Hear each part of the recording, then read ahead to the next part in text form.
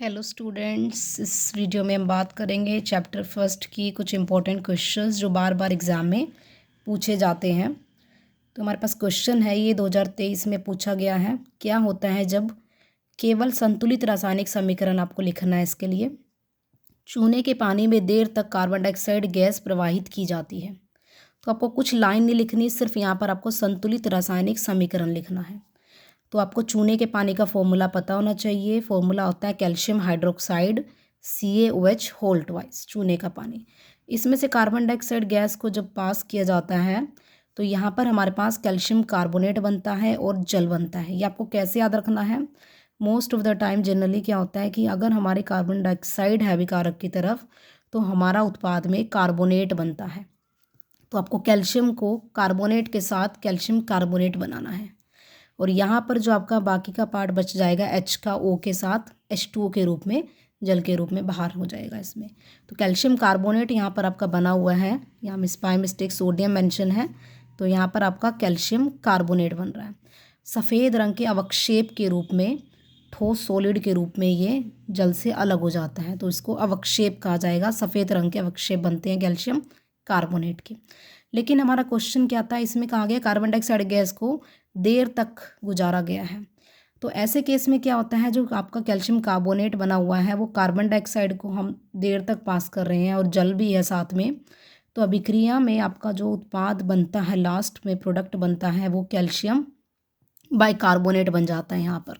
तो यहाँ पर भी आपको कैल्शियम मेंशन करना है। कैल्शियम बाइकार्बोनेट या कैल्शियम हाइड्रोजन कार्बोनेट जो होता है वो जल के अंदर घुलनशील होता है। तो आपको ध्यान देना है, पूछा क्या गया है। अगर उसने ये कहा है कि चूने के पानी में कार्बन डाइऑक्साइड गैस प्रवाहित की जाती है तो आपका आंसर सिर्फ यहाँ तक रहेगा, आपका कैल्शियम कार्बोनेट बनेगा। लेकिन अगर वो कहता है कि देर तक पास की जाती है तो ऐसे केस में आपको कैल्शियम हाइड्रोजन कार्बोनेट अपना लास्ट प्रोडक्ट लिखना है। कैल्शियम बाइकार्बोनेट का फॉर्मूला बना सकते हो। कैल्शियम आयन है, उसकी संयोजकता 2 होती हैं, और बाइकार्बोनेट जो आपका होता है HCO3 होता है और 1 होती है इसकी संयोजकता। जब आप इसको क्रॉस गुना करोगे तो आपका Ca और ये 2 है, ये पूरे पर होल के रूप में आ जाएगा। CaHCO3 होल ट्वाइस हो जाएगा, जो कि जल में घुलनशील है।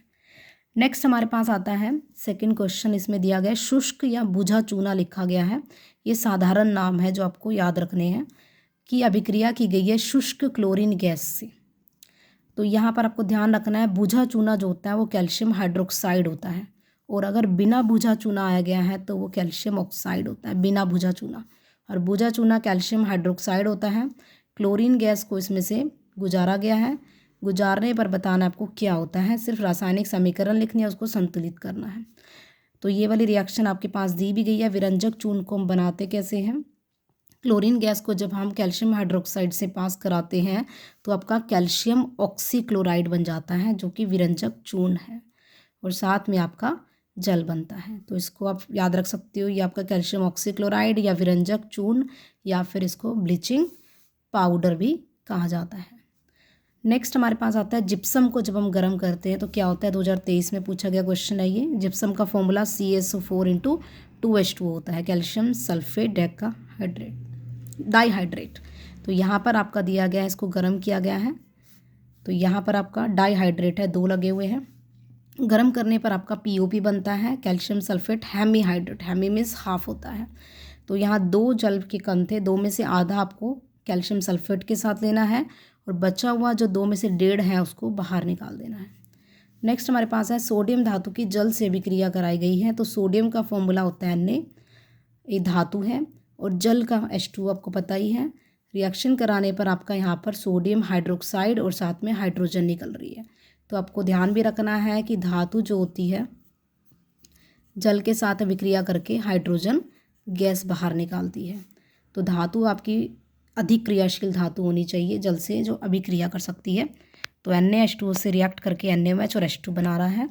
तो इसको एक और याद करने का तरीका है, H2O जो होता है उसमें H+ पार्ट होता है और OH- पार्ट से मिलकर बना हुआ है। तो Na को आपको OH के साथ जोड़ देना है, तो NaOH बन जाएगा, और ये H+ है वो H2 के रूप में बाहर निकल जाएगा। नेक्स्ट आता है लेड नाइट्रेट को गर्म करते हैं।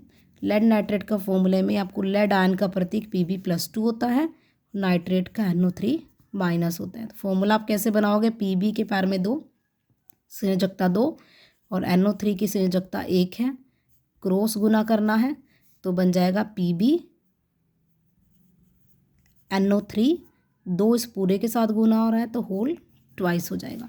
PbNO3 होल ट्वाइस को जब हम गर्म करते हैं तो आपको ध्यान रखना है, यहाँ पर आपका लेड मोनोक्साइड PbO बनता है, NO2 बनता है और ऑक्सीजन गैस को बाहर निकाल देना है यहाँ से। नेक्स्ट हमारे पास आता है NO2 है, नाइट्रोजन डाइऑक्साइड गैस है। ये ब्राउन कलर के इसके फ्यूम्स निकलते हैं, भाप के रूप में निकलता है भूरे रंग की। नेक्स्ट हमारे पास है एथेनोइक अम्ल है, सोडियम कार्बोनेट से अभिक्रिया कर रहा है, 2020 में पूछा गया ये। एथेनोइक अम्ल का फॉर्मूला CH3COOH होता है, विनेगर का भी फॉर्मूला है जो।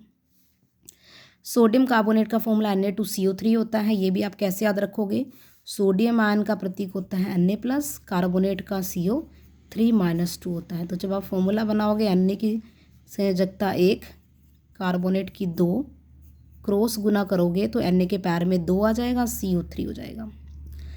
तो यहाँ पर आप देख सकते हो हमारा H2O बन रहा है, CO2 बन रहा है। तो लास्ट वीडियो में मैंने आपको बताया था कि अगर हमारा इस तरफ अभिकारक की तरफ कार्बोनेट है तो आपको हमेशा प्रोडक्ट की तरफ कार्बन डाइऑक्साइड गैस को बाहर निकालना है। तो कार्बोनेट जो यहाँ पर है CO2 के रूप में निकल रहा है बाहर, और O और जो H यहाँ पे बच रहा है वो H2 के रूप में। और आपको क्या करना है, इतने पार्ट को Na के साथ जोड़ देना है। तो ये जो हमारा ये वाला जो पार्ट है एसीटेट, ये आयन है, यहाँ पर ये माइनस वाला पार्ट है, और H वाला जो पार्ट है हमारे पास प्लस वाला पार्ट है। ये सोडियम वाला पार्ट प्लस वाला है, कार्बोनेट वाला माइनस वाला है। तो अब आपको क्या करना है, माइनस वाले पार्ट को प्लस से ज्वाइन कर देना है। तो ये -CH3CO था जो माइनस वाला, उसको Na के साथ जोड़ दोगे तो CH3COO Na बन जाएगा। तो आपको रटना नहीं पड़ेगा, माइनस को प्लस से जोड़ दिया है। अब जो प्लस पार्ट और माइनस पार्ट जो था वो आपका H2O के और कार्बन डाइऑक्साइड के रूप में बाहर निकल जाता है। नेक्स्ट हमारे पास 2020 में पूछा गया क्वेश्चन है, सोडियम ऑक्साइड को जल में घोला जाता है। तो सोडियम ऑक्साइड हमारा Na2O है, उसकी जल से अभिक्रिया कराई गई है तो जल H+ होता है और OH- पार्ट होता है।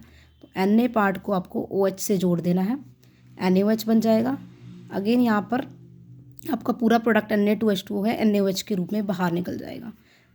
नेक्स्ट आता है हमारे पास सोडियम सल्फेट विलयन को बेरियम क्लोराइड विलयन में मिलाया गया है। सोडियम सल्फेट का फॉर्मूला Na2SO4 होता है और बेरियम क्लोराइड का BaCl2 होता है। फॉर्मूला आप बना सकते हो।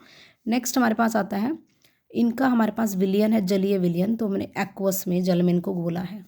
घोलने पर आपका क्या होता है, यहाँ पर ये आपका प्लस पार्ट है, ये आपका माइनस पार्ट है, बेरियम प्लस पार्ट है, क्लोराइड वाला माइनस पार्ट है। तो आपको प्लस पार्ट को माइनस से और माइनस को प्लस से जोड़ देना है। तो ये बेरियम आपका प्लस पार्ट है, सल्फेट के साथ जब जुड़ेगा तो बेरियम सल्फेट का फॉर्मूला BaSO4 होता है, और ये प्लस सोडियम और Cl- पार्ट NaCl के रूप में।